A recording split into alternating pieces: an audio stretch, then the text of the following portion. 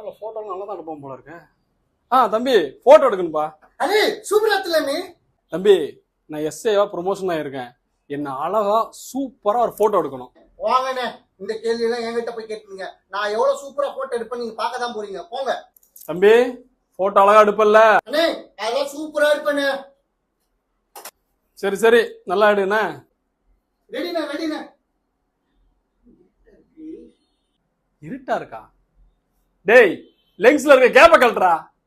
கேப்பா எனக்கு தெரியண்ணே, உங்களுக்கு தெரியுமா செக் பண்ண. கேமரால இருக்க ஒரு கேப்பே கழட்ட தெரியல, நீ எப்பறம் ஒழுங்கா போட்டோ எடுப்ப?